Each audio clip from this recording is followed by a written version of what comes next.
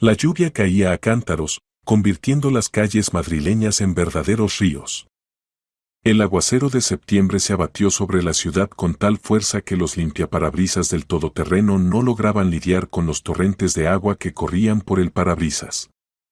El conductor, un profesional experimentado que trabajaba para Rodrigo Barrios desde hacía 10 años, por primera vez en mucho tiempo sentía inquietud al mirar por el espejo retrovisor a su jefe.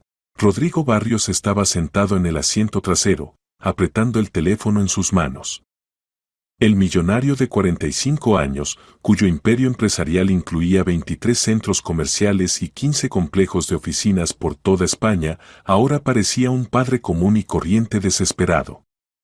Su apariencia siempre impecable, traje caro, reloj, cabello perfectamente peinado, todo eso parecía haber perdido sentido.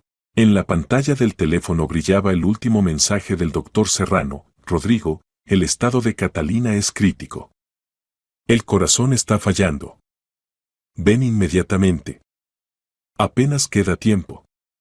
El mensaje había llegado hacía 43 minutos y cada segundo contaba. Más rápido, Miguel, dijo Rodrigo con voz ronca, permitiéndose por primera vez en todos los años de conocerse alzar la voz al conductor.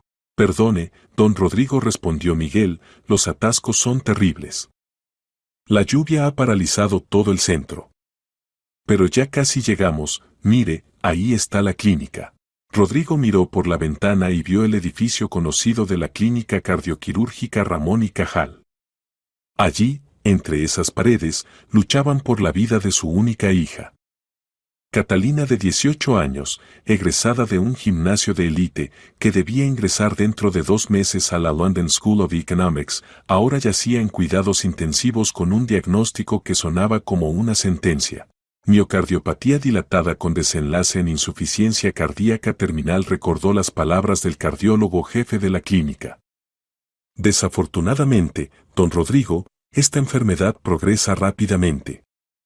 Tenemos como máximo 24 horas. 24 horas. Solo 24 horas lo separaban de perder lo más querido que tenía. Su esposa Ana había muerto 5 años atrás de cáncer, y desde entonces Cata era todo para él, el sentido de la vida, la razón para despertarse por las mañanas, el estímulo para trabajar y desarrollar el negocio. Soñaba con transferirle su imperio, verla feliz, casarla, mimar a los nietos. Hemos llegado, don Rodrigo, dijo Miguel, deteniendo el coche en la entrada principal. Rodrigo agarró el paraguas y saltó del coche. El aguacero inmediatamente se abatió sobre él, a pesar del paraguas, empapando los zapatos caros y los pantalones. Pero le daba igual, se apresuraba hacia su hija, hacia su pequeña Cata, que podía en cualquier momento. No, gritó, ahuyentando el terrible pensamiento. Esto no va a pasar. Encontraré la manera de salvarla. Cualquier dinero, cualquier médico, aunque sea de Israel, aunque sea de Alemania. Pero incluso pronunciando estas palabras, comprendía su falta de sentido. Durante las últimas 2 semanas había consultado con los mejores cardiocirujanos del mundo. El profesor Müller de Múnich, el doctor Kramer de Asuta, todo un equipo de médicos israelíes, todos decían lo mismo: demasiado tarde. Se requiere un trasplante de corazón, pero en tal estado la paciente no resistirá la operación. Rodrigo caminaba rápidamente hacia la entrada cuando de repente una figura oscura le cortó el paso. Levantó los ojos y vio ante sí a un hombre mayor de unos 65 años. La visión era aterradora: cabello gris colgando en mechones sucios, barba despeinada y cubierta de migas, en el rostro profundas arrugas y un color gris enfermizo de la piel.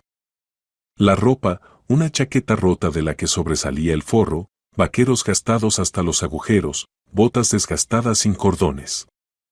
Del anciano emanaba un olor penetrante de cuerpo sin lavar, mezclado con olor a alcohol barato. Señor, graznó el anciano, extendiendo una mano temblorosa con uñas sucias y mordidas, ayúdeme, por favor. No he comido en 3 días. Aunque sea 1 euro.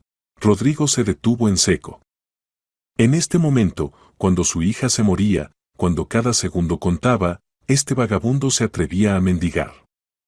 La ira, que se había acumulado en él durante semanas de impotencia ante la enfermedad de su hija, encontró de repente una salida. «¡Lárgate!», rugió, su voz resonó como eco en las paredes del edificio. «¡Lárgate de aquí!». Rodrigo se lanzó hacia adelante y empujó con fuerza al anciano en el pecho.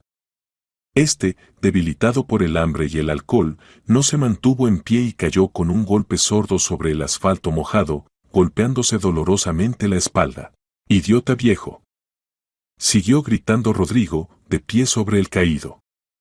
«A mi hija le quedan como máximo 24 horas.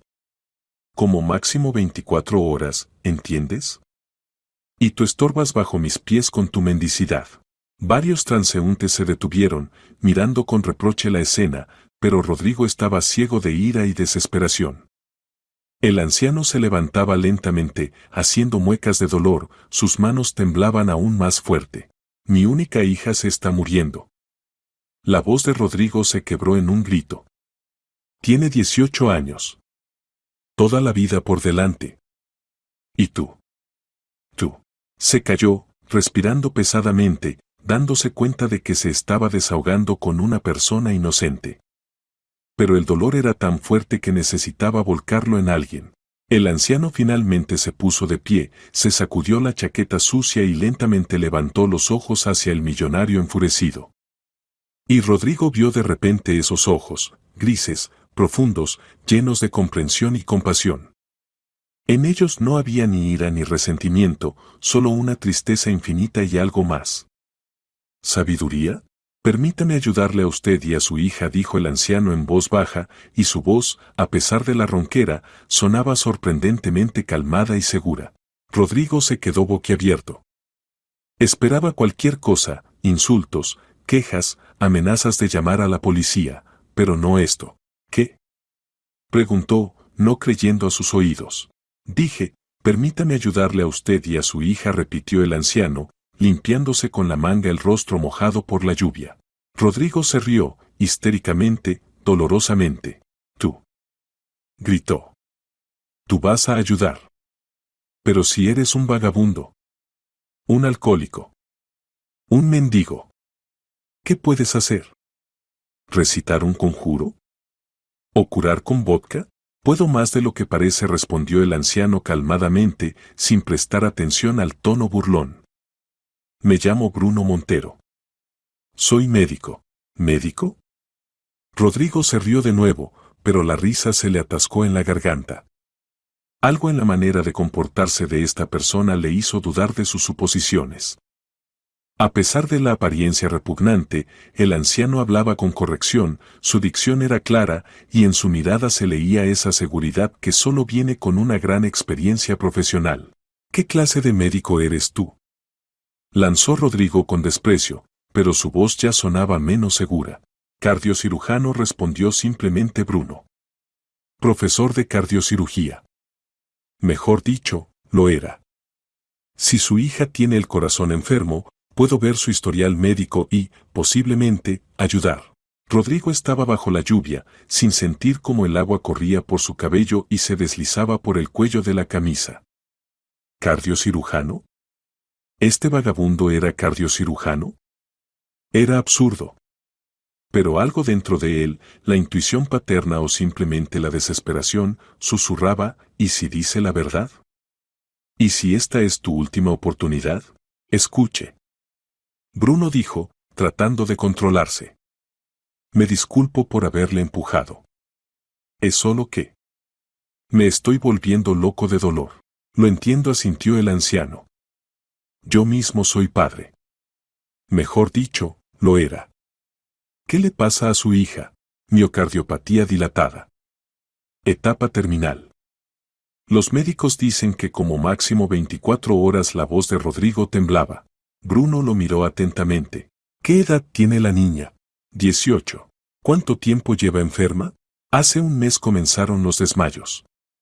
Después la disnea. En 2 semanas el estado empeoró drásticamente. Bruno frunció el ceño. Progresión rápida en una paciente joven. Interesante. ¿Y qué exámenes le hicieron? Rodrigo sintió como el corazón comenzó a latir más rápido. Esta persona hacía las preguntas correctas, como un médico y no como un charlatán. Todo lo posible. ECG, ecocardiografía, resonancia magnética del corazón, coronariografía. ¿Le hicieron biopsia del miocardio? No, los médicos dijeron que era demasiado arriesgado en su estado. Bruno se quedó pensativo, y Rodrigo notó cómo cambió su rostro. Apareció esa concentración que tienen las personas profundamente sumergidas en reflexiones profesionales. ¿Sabe qué dijo finalmente Bruno? No arriesgo nada si veo su historial médico. Y usted no pierde nada excepto tiempo.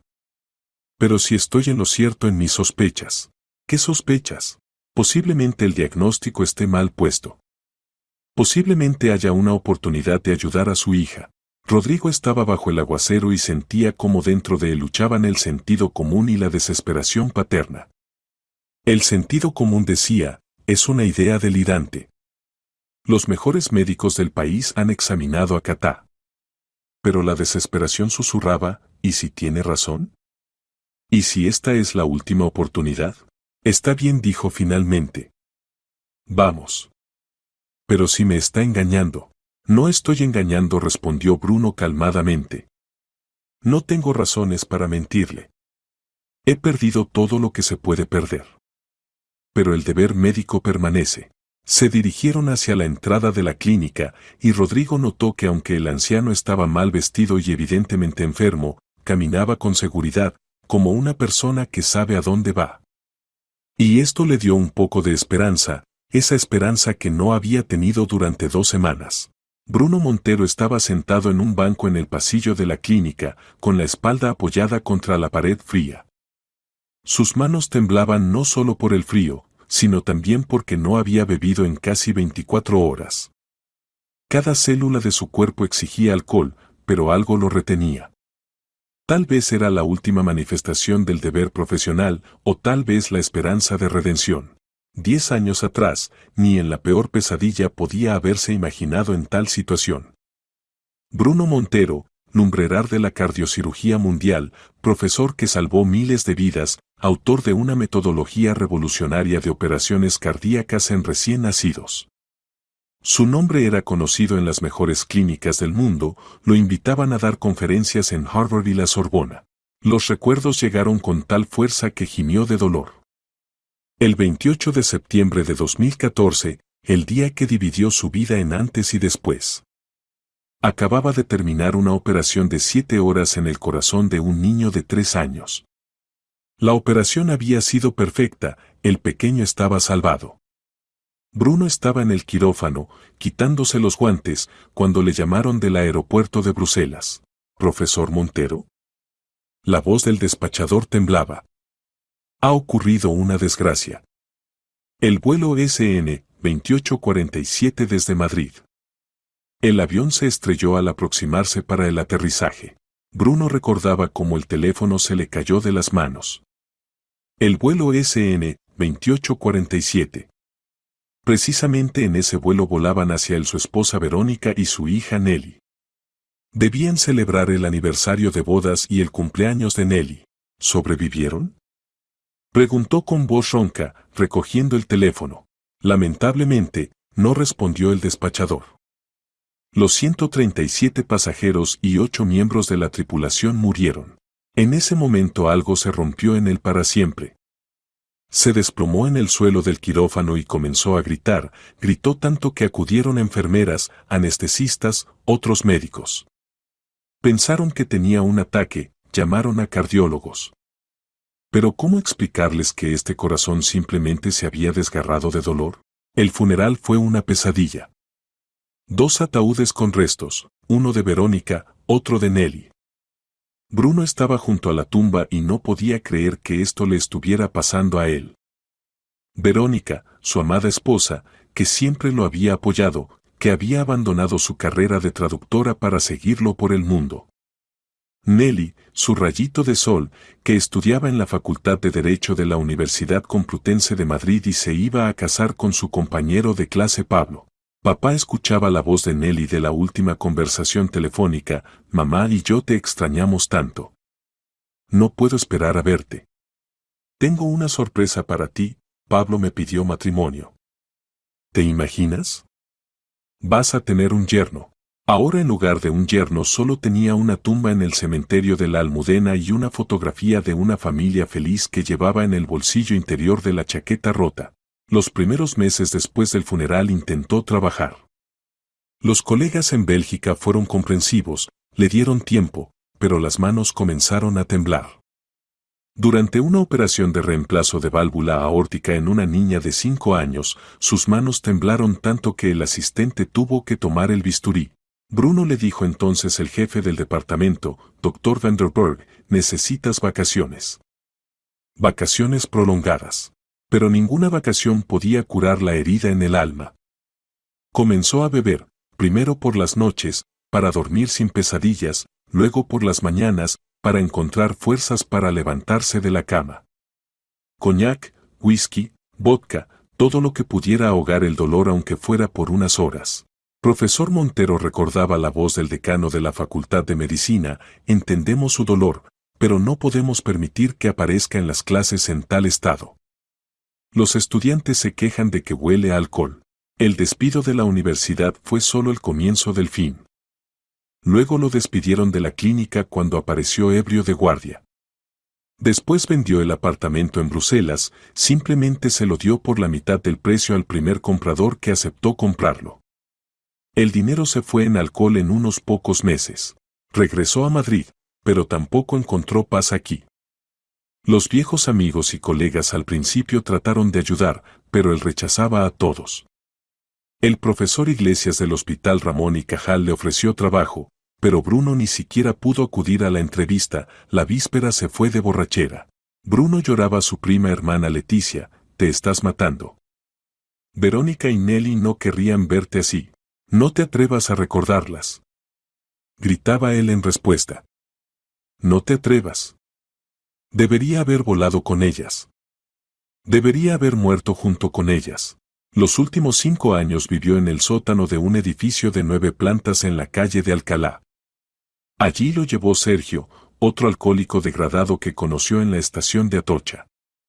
En el sótano vivían otros 5 vagabundos, todos con sus terribles historias.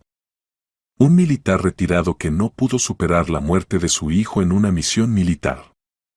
Una anciana a la que echaron de casa sus propios hijos. Un joven que se enganchó a las drogas. El sótano era húmedo y frío, olía a orina y moho. En invierno se envolvían en mantas viejas encontradas en contenedores de basura, en verano se refugiaban del calor yendo a pasos subterráneos y allí pidiendo limosna. Bruno dormía en cartón, se cubría con un abrigo viejo que recogió de la basura. Cada mañana se despertaba con un pensamiento, encontrar dinero para una botella. Pedía limosna, a veces trabajaba en el mercado, descargaba camiones, barría. En todo un día lograba ganar para una botella del vino más barato. A veces, en raros momentos de sobriedad, se acercaba a un espejo roto en el sótano y se miraba. El cabello gris colgaba en mechones sucios, la barba estaba despeinada, los dientes amarillos por la nicotina. Las manos temblaban. ¿Dónde estaba ese elegante profesor en traje caro que hablaba en conferencias internacionales? ¿Dónde estaba esa persona que podía realizar una operación de 12 horas sin temblar? Verónica susurraba, dirigiéndose a la fotografía, perdóname. No pude. No pude vivir sin ustedes. Pero hoy algo cambió. Cuando vio el sufrimiento en los ojos de este millonario, cuando escuchó sobre la hija moribunda, algo despertó en su alma muerta. Tal vez eran los fantasmas de Verónica y Nelly que le susurraban, ayúdalo. Salva a esta niña. Esta es tu oportunidad de redención. La voz de Rodrigo lo arrancó de los dolorosos recuerdos. Vamos. El doctor Serrano accedió a mostrarte el historial médico. Bruno se levantó con piernas de algodón y siguió al millonario. Caminaron por los pasillos de la clínica y él sentía como los olores familiares de antisépticos y medicamentos despertaban en él algo hace tiempo olvidado. Sus instintos profesionales, que habían dormido 10 años, lentamente despertaban. Tal vez, pensó, tal vez esta sea mi última oportunidad de volver a ser humano. La última oportunidad de hacer algo bueno antes de morir. La habitación 312 impresionó a Bruno por su equipamiento. Aquí había equipos con los que solo podía soñar 10 años atrás. Múltiples monitores mostraban parámetros vitales de la paciente en tiempo real. Un aparato de ventilación artificial susurraba silenciosamente, manteniendo la respiración. Los infusores introducían lentamente medicamentos a través del catéter venoso central. En la cama del hospital yacía una chica muy joven. Catalina Barrios parecía una princesa durmiente de un cuento, largo cabello castaño trenzado cuidadosamente, el rostro, a pesar de la palidez enfermiza, conservaba rasgos infantiles. Solo tenía 18 años, toda la vida debería estar por delante. Rodrigo se acercó a la cama de su hija, su rostro se distorsionó de dolor. Tomó su mano fría en sus palmas y la llevó a los labios. Catita, mi ángel, susurró, y su voz temblaba, papá está aquí. Todo está bien. La operación fue exitosa. Vas a vivir. ¿Qué me pasó? Preguntó Catá, tratando de recordar los últimos eventos. Estuviste muy enferma. El corazón. La voz de Rodrigo temblaba. Pero ahora todo pasó. Te operaron los mejores cirujanos del mundo. Catá trató de sentarse, pero el padre la retuvo suavemente. No te apresures. Necesitas recuperarte gradualmente. Los médicos dijeron que los primeros días necesitas estar acostada. Recuerdo los desmayos, dijo Catá, la disnea. Y después todo como en una niebla. No pienses en eso, respondió Rodrigo. Lo principal es que estás con nosotros. Bruno estaba en el umbral de la habitación y su mirada profesional automáticamente leía las indicaciones de los monitores. Frecuencia cardíaca, 130 latidos por minuto, críticamente alta. Presión arterial, 80/50, catastróficamente baja. Saturación de oxígeno, 89%, a pesar de la ventilación artificial. Presión venosa central, 22 milímetros Hg, lo que hablaba de insuficiencia ventricular derecha. Dios mío, dijo en voz baja, se está muriendo ahora mismo. El doctor Serrano se volvió hacia su voz. Era un hombre de unos 50 años, con mirada cansada y sienes grises. Jefe del departamento que había visto muchas muertes, pero cada una de ellas le quitaba un pedazo del alma. ¿Y usted quién es? Preguntó severamente, observando al extraño visitante en ropa sucia. Esto es. Rodrigo titubeó, comprendiendo lo absurdo que sonaba. Dice que es médico. Doctor Serrano, hemos probado todo. Las consultas con los mejores cardiólogos del mundo no dieron nada. ¿Qué perdemos si ve su historial? Serrano miró a Bruno escépticamente de pies a cabeza. Ante él estaba un evidente vagabundo, cabello sucio, barba despeinada, ropa rota, olor a alcohol.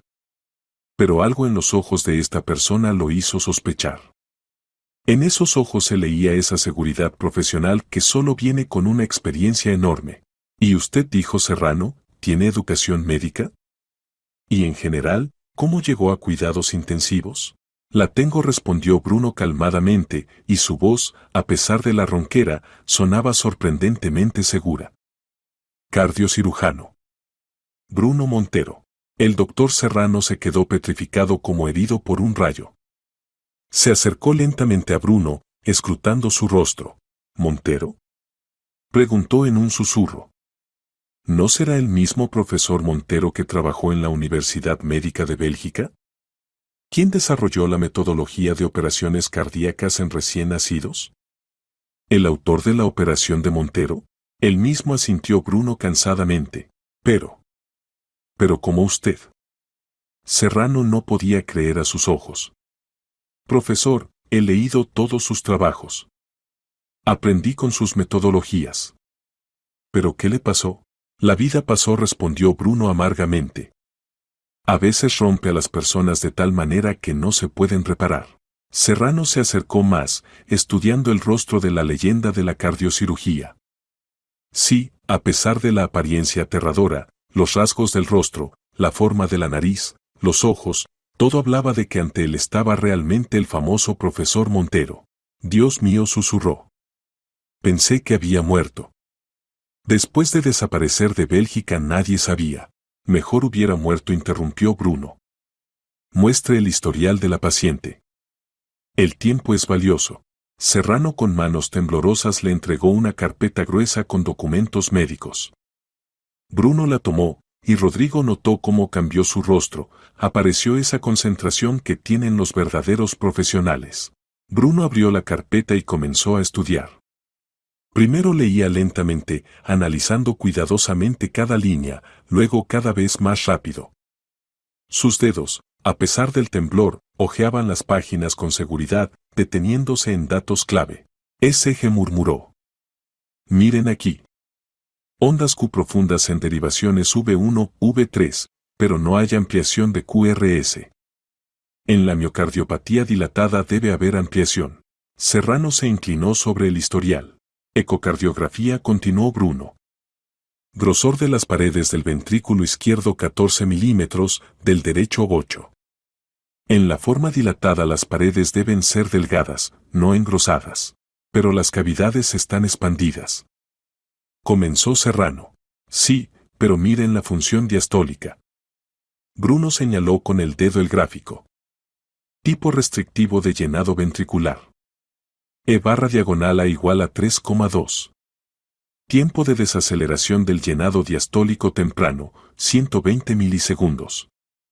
Esta es la imagen clásica de miocardiopatía restrictiva.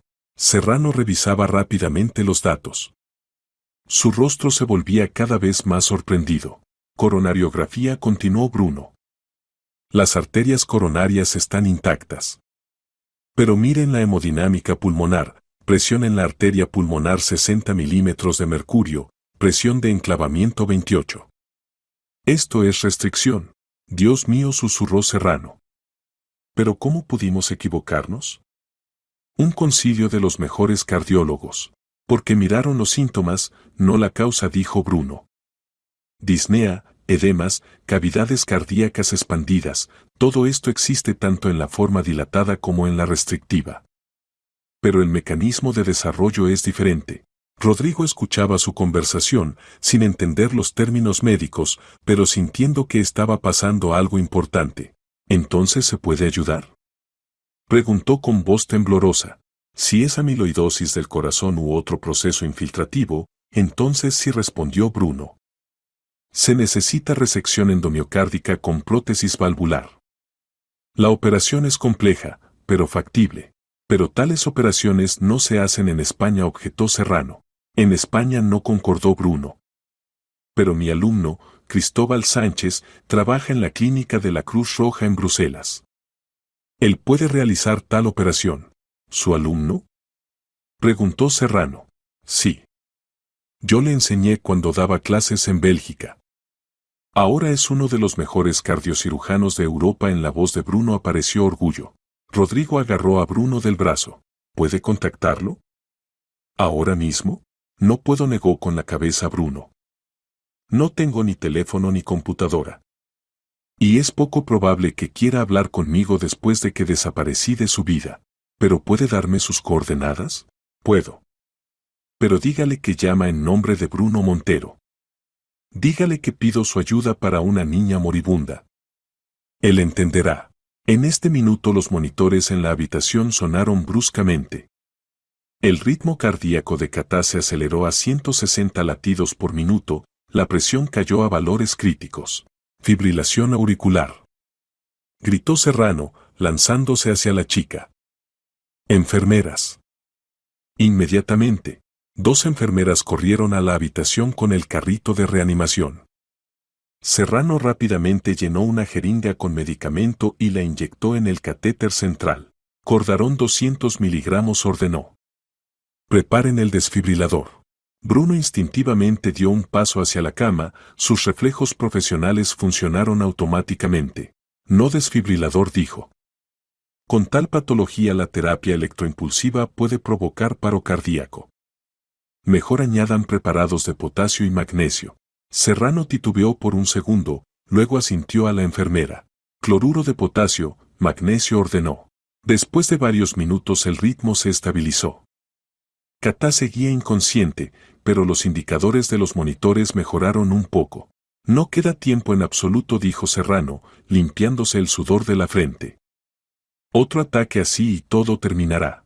Rodrigo miraba a su hija y sentía como todo dentro de él se contraía de horror. Estaba dispuesto a dar toda su fortuna con tal de salvarla. Volaré a Bélgica, dijo decisivamente. Ahora mismo. El avión privado de Rodrigo Barrios estuvo listo para el despegue 1 hora después de tomar la decisión. El equipo de 7 personas, pilotos, azafata, personal médico, 2 guardaespaldas y traductor, todos recibieron la orden de prepararse para un vuelo de emergencia a Bruselas. Rodrigo estaba sentado en su silla de trabajo en el salón del avión, marcando febrilmente el número de la clínica de la Cruz Roja. El corazón latía tan fuerte que escuchaba su golpeteo en los oídos. De la conversación con el doctor Sánchez dependía la vida de su hija. Clínica de la Cruz Roja, hablan en español, respondió una voz en el teléfono.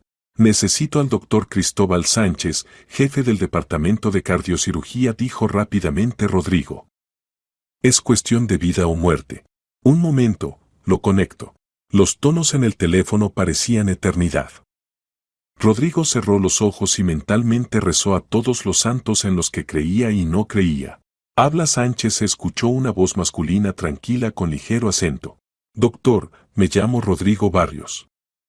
Le llamo por mi hija. Se está muriendo, y la única persona que puede salvarla es usted. Lo escucho atentamente, respondió Sánchez.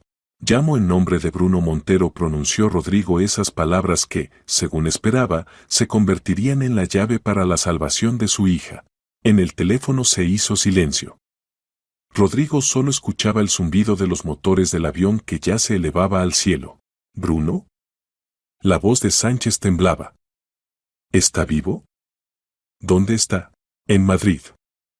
Pide su ayuda para una niña moribunda de 18 años, mi hija. Dios mío, susurró el médico. Pensé que había muerto. Después de su desaparición. Cuénteme todo en orden. Rodrigo rápidamente expuso toda la historia, desde el encuentro con Bruno en la clínica hasta el establecimiento del nuevo diagnóstico. Sánchez escuchaba en silencio, haciendo ocasionalmente preguntas aclaratorias. ¿Tiene los documentos médicos de la paciente? Preguntó. Sí, los llevo conmigo. Ya volamos hacia ustedes. Bien. Envíemelo todo por correo electrónico, lo estudiaré antes de su llegada. Rodrigo hizo una seña a su asistente, y éste comenzó a escanear los documentos con un escáner portátil. Doctor Sánchez, dijo Rodrigo, estoy dispuesto a pagar cualquier cantidad. Diga el precio. No se trata de dinero, respondió el médico. Se trata de que tales operaciones son extremadamente complejas. Si Bruno puso el diagnóstico de miocardiopatía restrictiva, entonces tiene razón. Él nunca se equivocaba en los diagnósticos. ¿Entonces nos ayudará? Lo intentaré. Pero tengo una condición. El corazón de Rodrigo se contrajo. ¿Cuál? Bruno debe participar en la operación. Debe estar cerca, consultar, dirigir mis acciones. Pero él. Rodrigo titubeó. Ahora no está en las mejores condiciones. No importa en qué condiciones esté, dijo firmemente Sánchez. Esta es su metodología, su operación. Sin él no me haré cargo. La resección endomiocárdica no es una operación común. Necesito conocer cada matiz, cada detalle. Rodrigo comprendió que no tenía elección. Está bien, dijo. Lo traeré. Entonces los espero. Tan pronto como reciba los documentos, comenzaré inmediatamente la preparación para la operación. El avión volaba sobre la Europa nocturna y Rodrigo miraba por la ventanilla las luces de las ciudades abajo. En algún lugar allí, en una de esas ciudades, se encontraba la persona que podía salvar a su hija. Y en Madrid se moría Catá, y cada minuto contaba. El teléfono sonó, llamaba el doctor Serrano desde Madrid. Don Rodrigo, la voz del médico era tensa, el estado de Catalina empeoró drásticamente. Comenzó insuficiencia ventricular izquierda aguda. Conectamos contrapulsación con balón intraaórtico, pero esto no durará mucho. ¿Cuánto tiempo tenemos? Preguntó Rodrigo con voz ronca. Horas. Tal vez hasta la mañana. Rodrigo cerró los ojos. El vuelo a Bruselas tomaría otras 2 horas, luego negociaciones con Sánchez, regreso a Madrid. Doctor Serrano dijo, manténgala a cualquier precio. Traeré un cirujano que podrá salvarla. Está bien, respondió Serrano.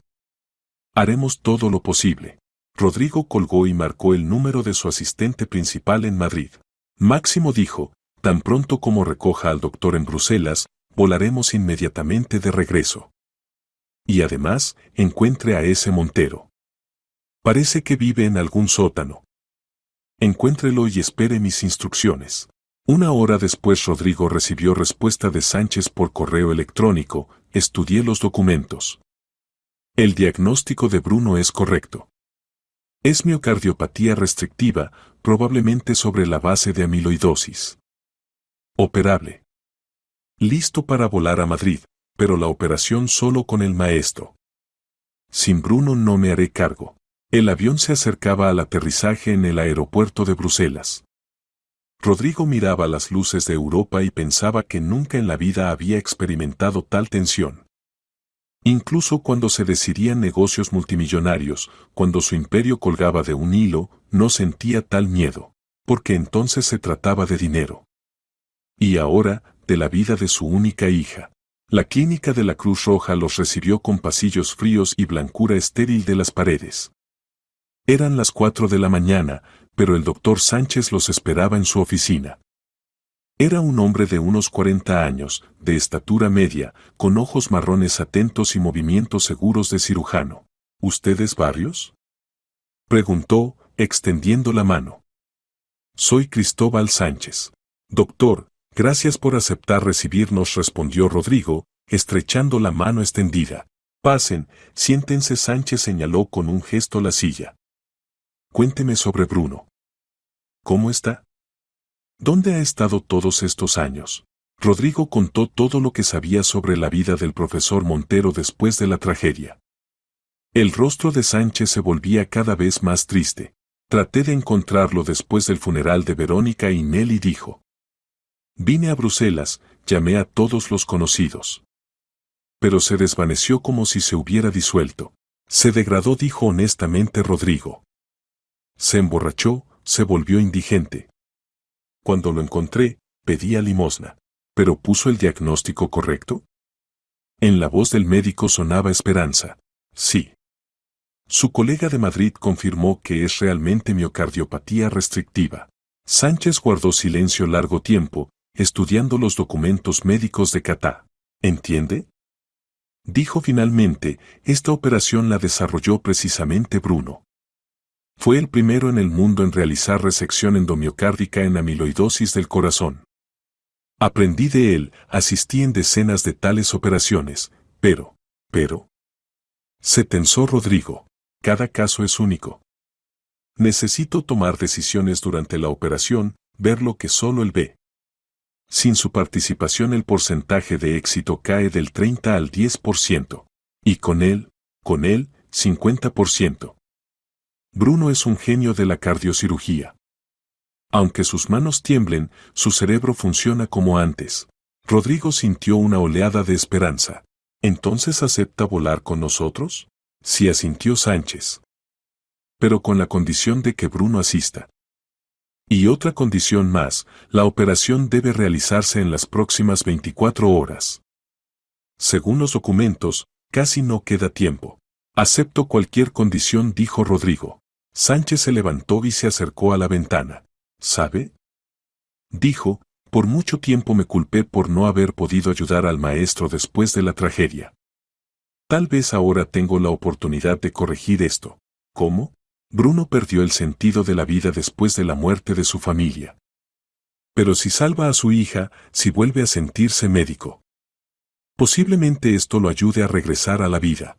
Rodrigo comprendió que ante él no solo había un cirujano destacado, sino también una persona que ama a su maestro. Entonces volemos a salvar a mi hija, dijo.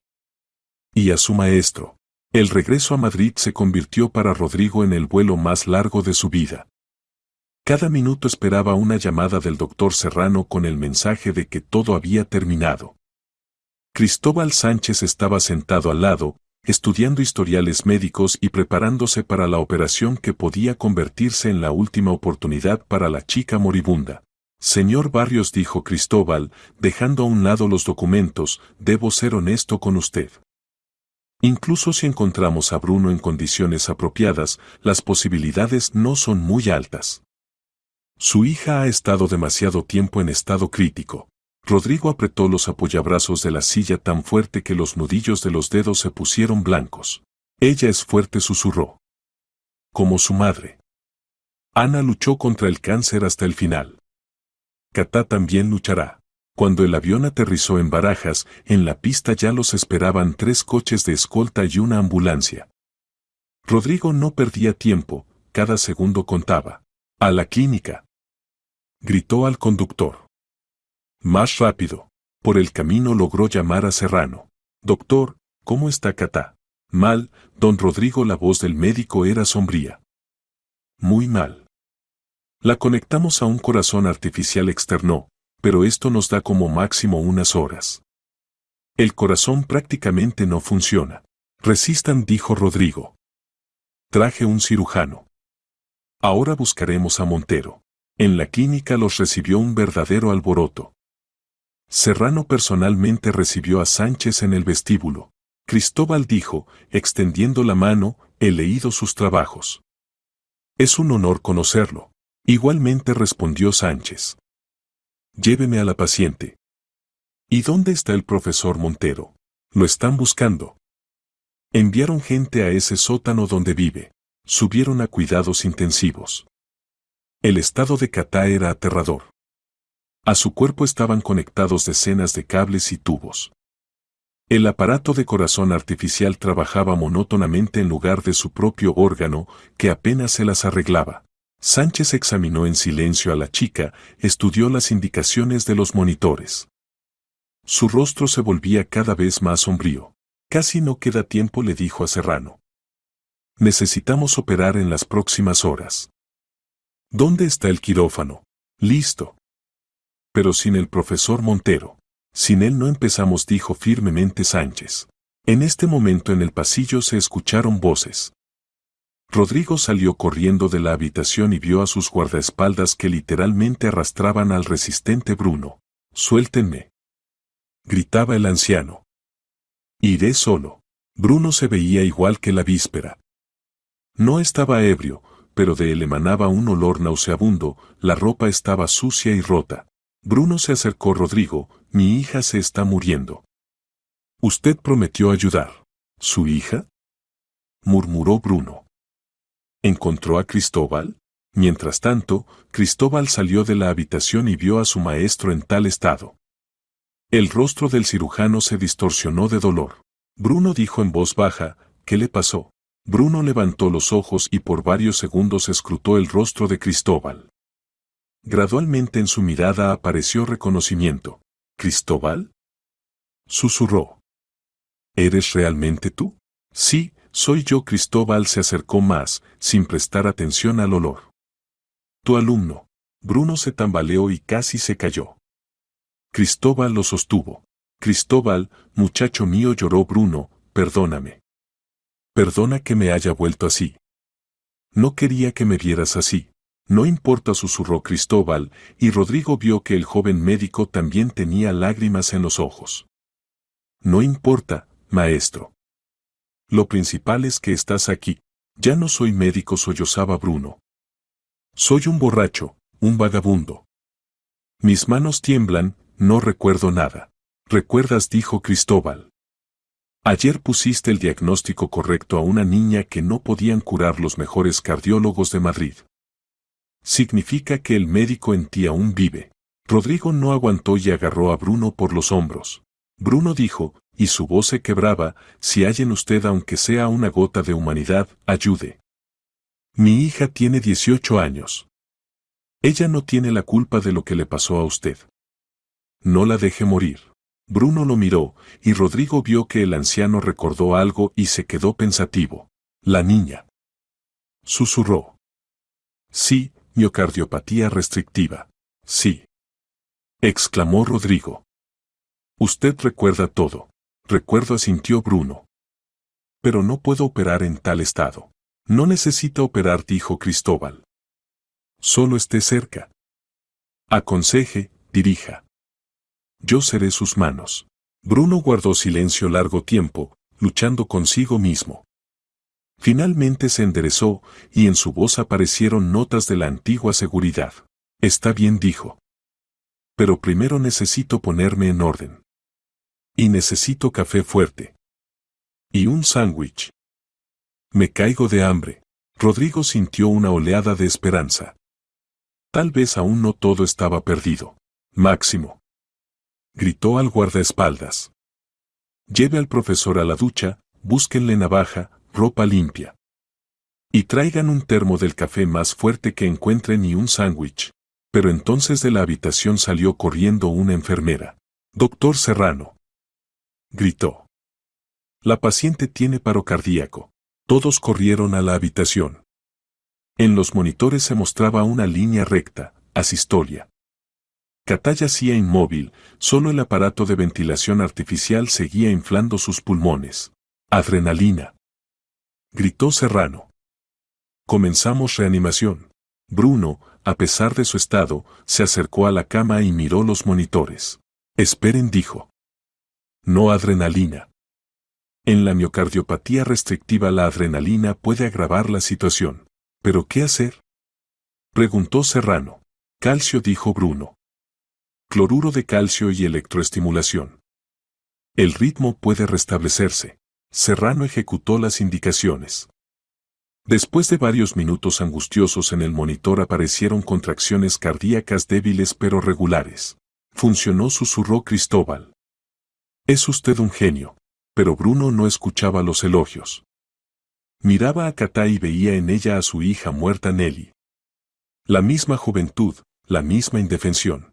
No la dejaré morir, dijo en voz baja. Cristóbal, prepara el quirófano. Vamos a salvar a la niña.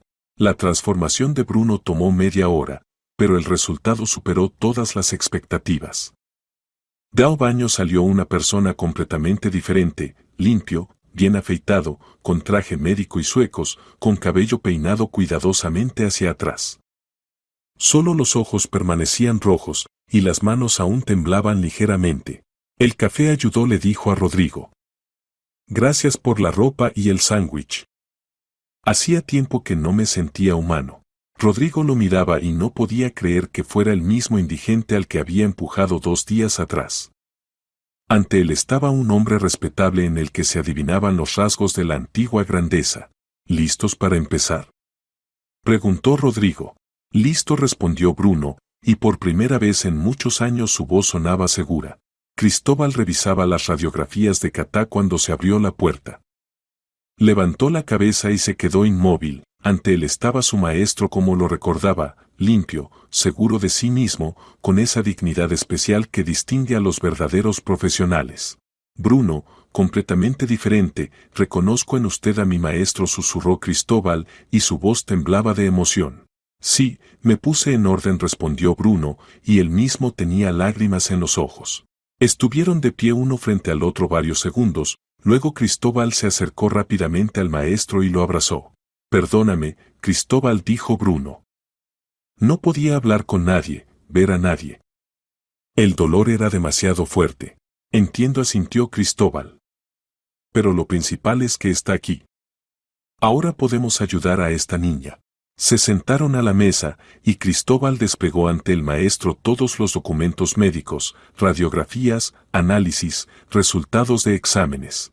Dame los indicadores de su estado en este momento, dijo Bruno, y en su voz aparecieron notas profesionales.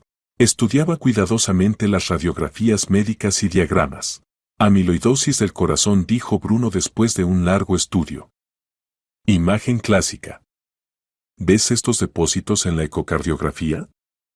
¿Y el grosor de las paredes del miocardio, 14 milímetros con cavidades expandidas? Sí, asintió Cristóbal. El diagnóstico es exacto. La pregunta es cómo operar.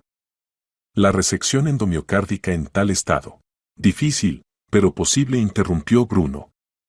¿Recuerdas la operación en el hospital de Gante? ¿Un niño de 7 años con patología análoga? Recuerdo los ojos de Cristóbal se iluminaron.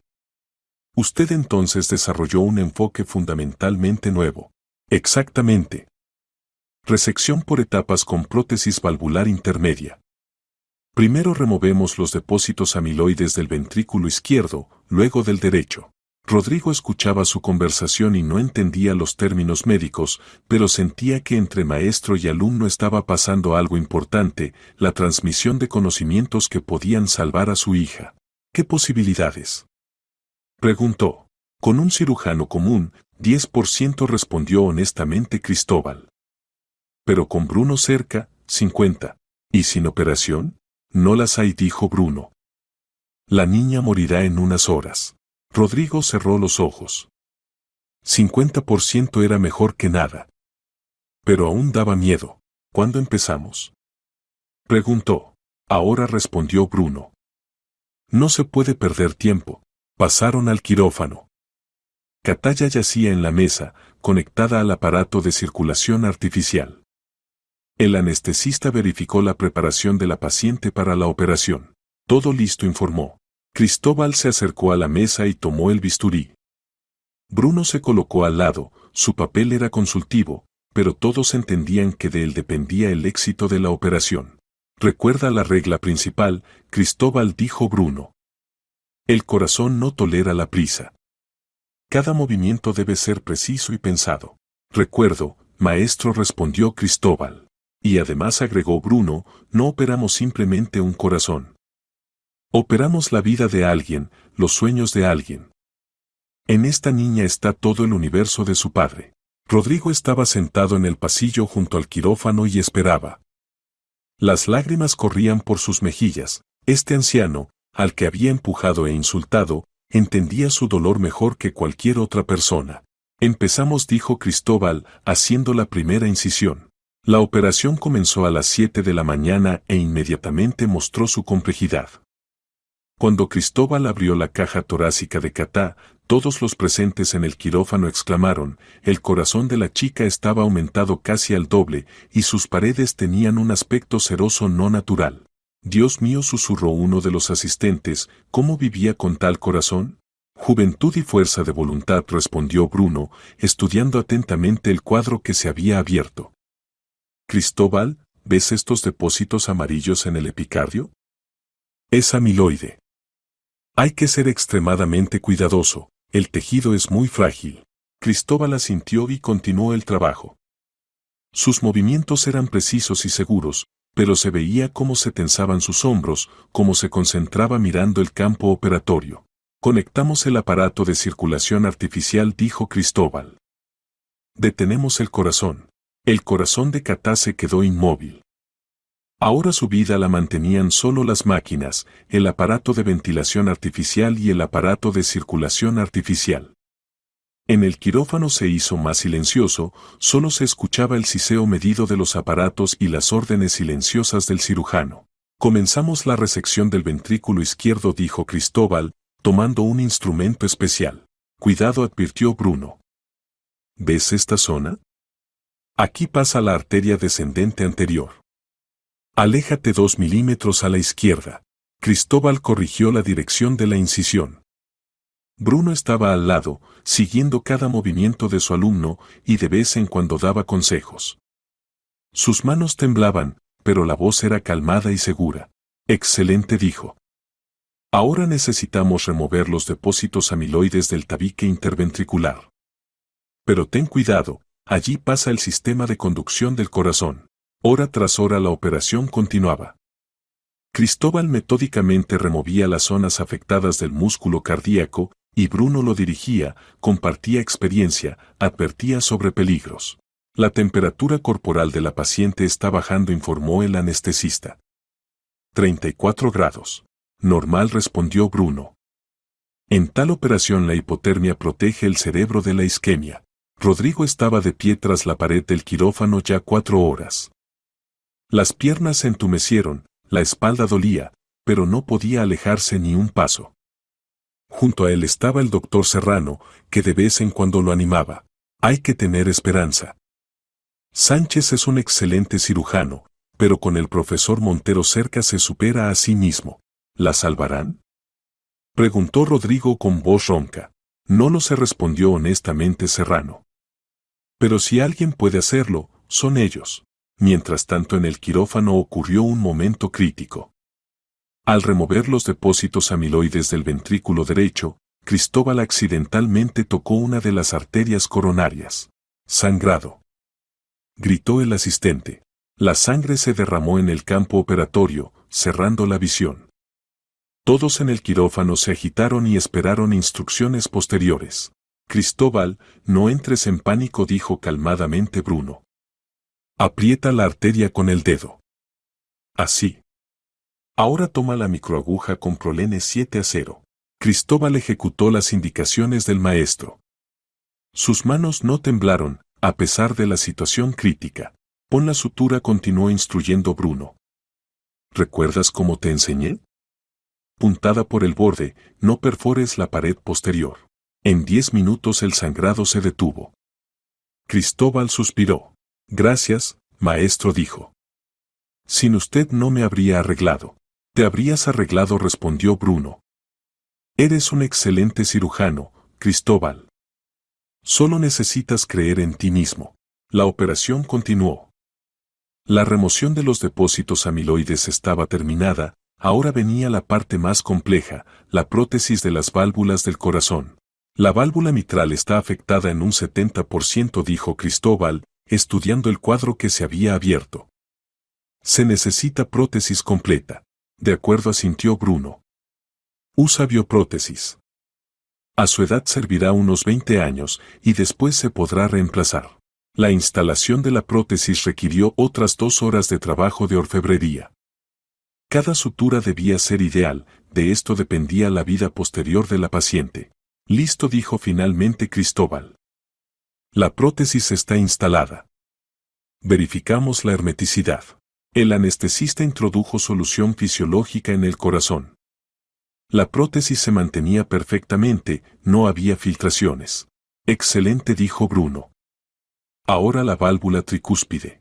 La segunda parte de la operación transcurrió más suavemente, la experiencia de la primera prótesis ayudó, y en 1 hora la segunda válvula artificial estaba instalada. Todo, dijo Cristóbal. Resección completada, prótesis instaladas. Ponemos en marcha el corazón. Este fue el momento más emocionante de la operación. Al quitar la pinza de la aorta, los cirujanos ponían en marcha el corazón de la paciente. O funcionaría correctamente, o la chica moriría en la mesa de operaciones. Quitamos la pinza, dijo Cristóbal. El corazón lentamente comenzó a contraerse. Primero irregularmente, luego cada vez más rítmicamente.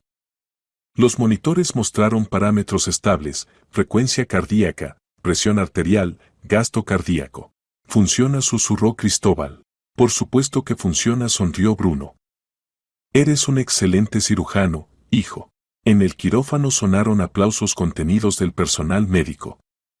Rodrigo en el pasillo los escuchó y lloró de alivio. La operación terminó exitosamente, anunció Cristóbal. La paciente se traslada a cuidados intensivos. Cuando salieron del quirófano, Rodrigo se lanzó hacia ellos. ¿Cómo está?, preguntó con voz temblorosa. La operación fue exitosa, respondió Cristóbal. Pero aún es temprano para celebrar. Las próximas 24 horas serán críticas. ¿Vivirá?, insistió Rodrigo. Bruno puso la mano en el hombro del millonario. Vivirá, dijo. Su hija es una luchadora. Se las arreglará. Y por primera vez en muchos días Rodrigo creyó que su Catá tenía futuro. Catá recobró la conciencia 18 horas después de la operación. Lo primero que vio al abrir los ojos fue el rostro de su padre, inclinado sobre su cama. Se veía agotado, sin afeitar, envejecido unos 10 años en estos días, pero en sus ojos brillaba tal felicidad que la chica involuntariamente sonrió. «Papá», susurró con voz débil, y esta palabra le pareció a Rodrigo la música más hermosa del mundo. «Estoy aquí», Solecito respondió, apretando su mano. «Todo está bien. La operación fue exitosa. Vas a vivir». «¿Qué me pasó?», preguntó Catá, tratando de recordar los últimos eventos. «Estuviste muy enferma». El corazón. La voz de Rodrigo temblaba. Pero ahora todo quedó atrás. Te operaron los mejores cirujanos del mundo. Katá trató de sentarse, pero el padre la retuvo suavemente. No te apresures. Necesitas recuperarte gradualmente. Los médicos dijeron que los primeros días necesitas estar acostada. Recuerdo los desmayos, dijo Katá, la disnea. Y después todo como en niebla. No pienses en eso, respondió Rodrigo. Lo principal es que estás con nosotros. Al cuarto entró Cristóbal Sánchez. Sonreía, por primera vez en mucho tiempo después del encuentro con el maestro. ¿Cómo está nuestra paciente?, preguntó. Mejor, respondió Katá. Gracias, doctor. Siento que puedo respirar. Por primera vez en muchas semanas respiro fácilmente. Es una buena señal, asintió Cristóbal. Su corazón ahora funciona normalmente. Pero hay otra persona a quien debe agradecer. Hizo una seña para que entrara Bruno. El viejo profesor se detuvo en el umbral, avergonzado de acercarse más. En el traje nuevo, peinado cuidadosamente, se veía como un médico sólido, pero en los ojos aún se leía la inseguridad de una persona que durante mucho tiempo había estado en el fondo de la vida. Este es Bruno Montero, dijo Cristóbal. Precisamente él puso el diagnóstico correcto e hizo posible su salvación. Katá miró hacia él con gratitud. En sus ojos jóvenes no había juicio ni perplejidad, solo reconocimiento sincero. Gracias, dijo simplemente, pero en esta palabra había tanto calor que Bruno sintió como algo se descongelaba en su alma muerta. De nada, respondió, y su voz temblaba. Lo principal es que te estás recuperando. ¿Cómo agradecerle?, preguntó Katá. Me dio una nueva vida. Bruno no pudo contener las lágrimas. Esta niña con su simplicidad y bondad rompió el hielo que había aprisionado su corazón durante largos años. Solo vive, susurró. Y sé saludable y feliz. Rodrigo se levantó de la silla y se acercó a Bruno. Bruno dijo solemnemente, usted salvó a mi hija. Nunca lo olvidaré. Dígame qué puedo hacer por usted. Nada, negó con la cabeza Bruno. Solo cumplí con mi deber médico. No, dijo firmemente Rodrigo. Esto es más que deber. Tengo una propuesta que cambiará su vida. Bruno lo miró con interés. ¿Cuál? Quiero abrir una clínica privada de cardiocirugía, continuó Rodrigo. Moderna, con el mejor equipamiento del mundo. Y quiero que usted la dirija. Bruno se quedó inmóvil. Guardó silencio largo tiempo, luchando con sentimientos contradictorios. Don Rodrigo dijo finalmente, agradezco la propuesta, pero no puedo operar. Mis manos tiemblan, la memoria falla. Usted será médico jefe y consultor, interrumpió Rodrigo. Recibir pacientes, consultar en operaciones complejas, transmitir experiencia a médicos jóvenes. Y operar lo harán Cristóbal y otros cirujanos que usted seleccione. Bruno se estremeció. La propuesta era tentadora, pero temía creer que la vida podía cambiar para mejor. ¿Y si recaigo?, preguntó en voz baja. ¿Si vuelvo a beber? No lo hará, dijo confiadamente Rodrigo. Tendrá un objetivo, sentido de vida. Podrá volver a salvar gente. Cristóbal se acercó al maestro y puso la mano en el hombro. Bruno dijo, acepte. Sin usted nunca me habría convertido en el cirujano que soy ahora. Trabajemos juntos, como en los viejos tiempos. Bruno miró los rostros de las personas que lo rodeaban, al millonario agradecido, al alumno leal, a la niña que ayudó a salvar. Por primera vez en 10 años sintió que la gente lo necesitaba. Está bien, dijo en voz baja. Lo intentaré. Pero con una condición. ¿Cuál?, preguntó Rodrigo. La clínica debe llamarse en honor a mi esposa e hija, en memoria de Verónica y Nelly Mancharo. Que sus nombres sirvan al bien. Rodrigo le extendió la mano. De acuerdo. Clínica de cardiocirugía en memoria de Verónica y Nelly Mancharo. ¿Trato hecho? Trato hecho, respondió Bruno, estrechando la mano extendida, y por primera vez en muchos años sonrió sinceramente. Pasaron 6 meses desde la operación de Katá, y durante este tiempo la vida de todos los participantes de esta historia cambió radicalmente. En las afueras de Madrid, en una zona ecológicamente limpia junto a un bosque de pinos, creció la Clínica de Cardiocirugía en memoria de Verónica y Nelly Montero, un verdadero centro médico de nivel mundial. Rodrigo Barrios no escatimó medios.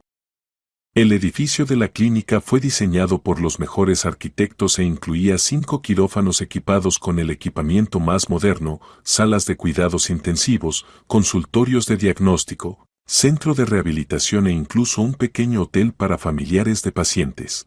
Bruno estaba en su nueva oficina en el 4º piso, mirando por la ventana panorámica el bosque otoñal. En la puerta lucía una placa, médico jefe y director médico, profesor B. Montero. Sus manos casi no temblaban, el trabajo, el objetivo en la vida y la responsabilidad resultaron ser la mejor medicina para todas las dolencias. El interior de la oficina era austero pero acogedor. Y en el escritorio estaba la fotografía de Verónica y Nelly en un hermoso marco de plata. Gracias, les susurraba cada mañana. Gracias por llevarme a estas personas. Gracias por la nueva vida. A la oficina entró Cristóbal. En 6 meses él también cambió, se mudó de Bélgica para siempre, se casó con la cardióloga Isabel y ahora dirigía el departamento quirúrgico de la clínica. ¿Listo para recibir pacientes?, preguntó. Listo, sonrió Bruno. Hoy es un día especial, el primer día de trabajo de nuestra clínica. ¿Sabe, Bruno?, dijo Cristóbal, sentándose en la silla, a veces me parece que todo esto es un sueño.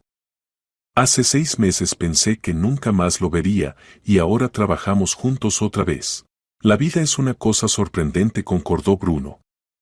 A veces te rompe hasta los cimientos, y después te da una segunda oportunidad. ¿Y no se arrepiente de haber aceptado?, preguntó Cristóbal. La responsabilidad es enorme, pacientes de todo el país vendrán. No, respondió firmemente Bruno. Entendí que tengo otra familia más, mis pacientes, mis alumnos. Gente a la que puedo ayudar. Tocaron a la puerta. Entró la secretaria, una chica joven con rostro agradable. Bruno dijo, vino a consulta la primera paciente. Una niña, 3 años, cardiopatía congénita. Que pase, dijo Bruno. A la oficina entró una mujer joven con una niña pequeña en brazos. La mujer se veía asustada de emoción y la pequeña estaba pálida y apática. Doctor, dijo la mujer con voz temblorosa, nos dijeron que solo usted puede ayudar a nuestra Marieta. Tiene una cardiopatía compleja y los médicos de nuestra ciudad dicen que la operación es demasiado arriesgada. Bruno se acercó a ellas y cuidadosamente tomó a la niña en brazos. La pequeña no se resistió, solo miraba al doctor con ojos grandes. Muestre los documentos médicos, dijo Bruno. La mujer le entregó una carpeta gruesa con análisis y radiografías. Bruno los estudió atentamente, mirando de vez en cuando a la niña. Tetralogía de Fallot con atresia de arteria pulmonar, dijo finalmente. Caso complejo, pero operable. ¿Y las posibilidades?, preguntó la mujer, y en su voz se escuchaba el miedo mal disimulado. Buenas, respondió Bruno. Hemos hecho operaciones similares muchas veces. Lo principal es no demorar el tratamiento. La mujer lloró de alivio. Gracias, susurró. Gracias por darnos esperanza. Bruno la miraba y se recordaba a sí mismo hace muy poco tiempo, una persona desesperada, degradada, que había perdido todo. Y ahora podía volver a dar esperanza a la gente, devolverles lo más querido, la salud de sus hijos. Cristóbal realizará la operación, dijo. Y yo consultaré. No se preocupe, su pequeña estará bien. Cuando la mujer con la niña se fue, a la oficina entró Rodrigo. En 6 meses él también cambió mucho, se volvió más calmado, equilibrado. El negocio ya no lo absorbía completamente, entendió que hay cosas más importantes que el dinero. ¿Cómo van las cosas? ¿El primer paciente?, preguntó. Sí, asintió Bruno. Niña de 3 años con cardiopatía congénita.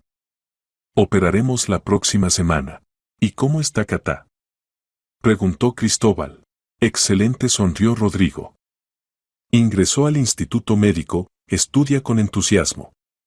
Dice que quiere ser cardiocirujana, como el tío Bruno.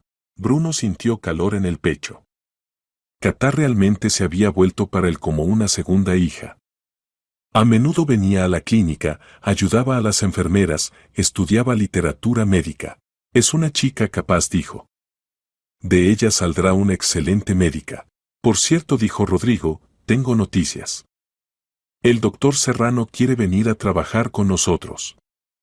Y otros 3 cardiocirujanos de otras clínicas. Esto es bueno, asintió Bruno. Necesitamos un equipo fuerte. Y además, continuó Rodrigo, fundé una fundación benéfica. Pagaremos el tratamiento de niños de familias de bajos recursos. Bruno lo miró con respeto. Esta persona, que hace 6 meses lo había empujado en la entrada de la clínica, resultó ser no solo un rico, sino un verdadero mecenas. ¿Cómo quiere llamar a la fundación?, preguntó. Segunda oportunidad, respondió Rodrigo. Porque todos nosotros recibimos una segunda oportunidad en la vida, ¿verdad? Bruno asintió.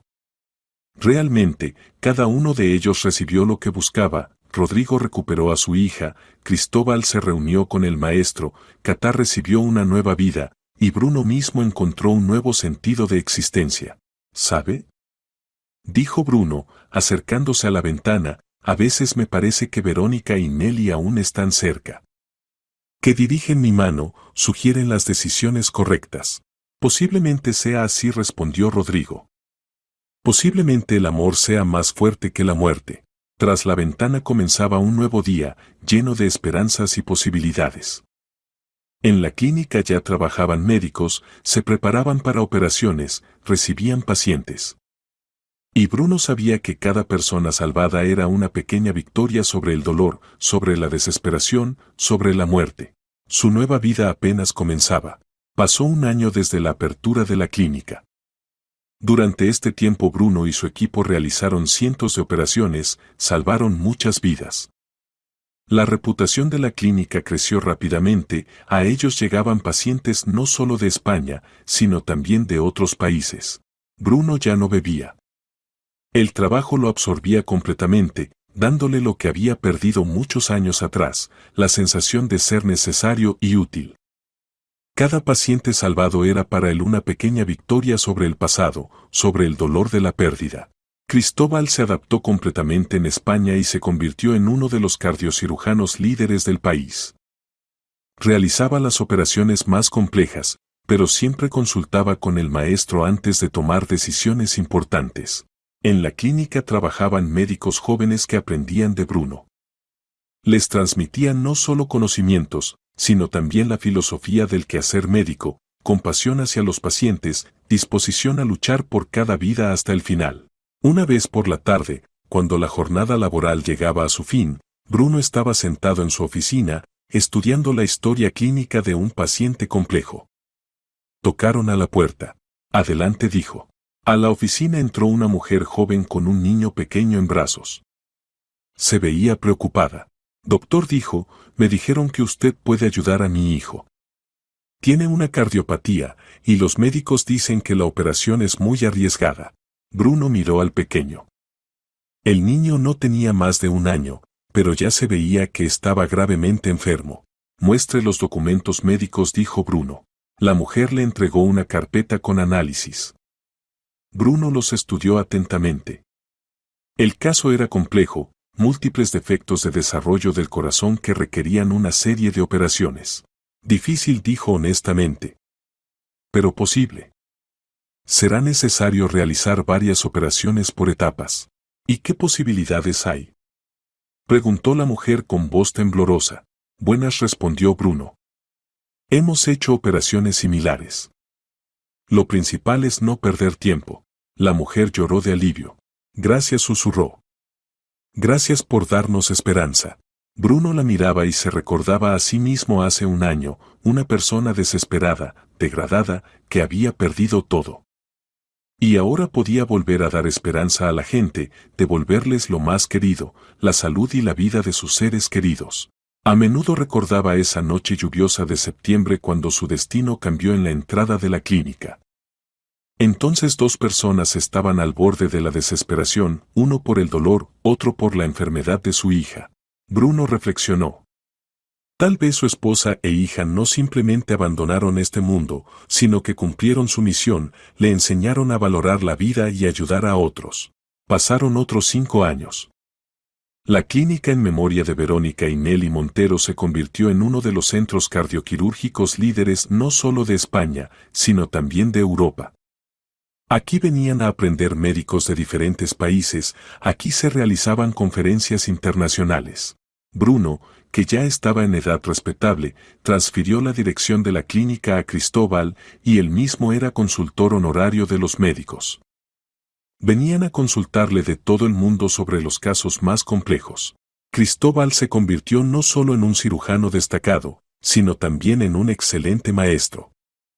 Bajo su dirección creció una nueva generación de cardiocirujanos que continuaban las tradiciones de la escuela de Montero. Catá Barrios terminó el instituto médico y ya trabajaba en la clínica. Se había convertido en una médica talentosa y prometía mucho. Rodrigo Barrios no solo continuaba financiando la clínica, sino también la fundación benéfica que pagaba el tratamiento de niños de familias de bajos recursos. En ese día primaveral, cuando el sol brillaba especialmente luminoso y en el aire olía a cerezo, Bruno estaba junto a la ventana de su oficina y pensaba en el camino recorrido. De brillante cardiocirujano a vagabundo degradado. Y después otra vez a médico respetado, tal camino no cualquiera podía recorrer. En la mesa como siempre estaba la fotografía, Verónica y Nelly le sonreían desde ella, como vivas. Bruno ya no lloraba mirando esta fotografía. Ahora siempre sentía su presencia cerca, su aprobación y apoyo. Gracias, dijo en voz baja. Gracias por llevarme a Rodrigo. Gracias por la nueva vida. A la oficina entró una enfermera. Bruno dijo, la madre de un paciente quiere verlo solo a usted y a nadie más. Un niño con tetralogía de Fallot. Los padres están desesperados. Voy, respondió Bruno, levantándose de la mesa. Otra vida necesitaba salvación. Otra familia esperaba un milagro. Y él sabía que haría todo lo posible para que este milagro ocurriera. Saliendo de la oficina, miró por última vez la fotografía de su esposa e hija. Le sonreían, como diciendo, estamos orgullosos de ti, Bruno. Continúa salvando gente. Esta es tu misión en este mundo. Y el viejo profesor Bruno Montero fue al encuentro de un nuevo día, nuevos pacientes, nuevas oportunidades de dar a alguien esperanza y vida. Porque en esto consistía el sentido de su existencia, ser médico, sanador de corazones humanos. La historia terminó como debía terminar, con la victoria del bien sobre el mal, de la esperanza sobre la desesperación, de la vida sobre la muerte. Cada uno de los héroes recibió lo que buscaba. Y en algún lugar en los cielos Verónica y Nelly Montero sonreían, viendo cómo su amado esposo y padre volvió a ser esa persona que conocían y amaban, un médico con mayúscula, salvador de vidas humanas, persona que nunca se rinde ante la desesperanza.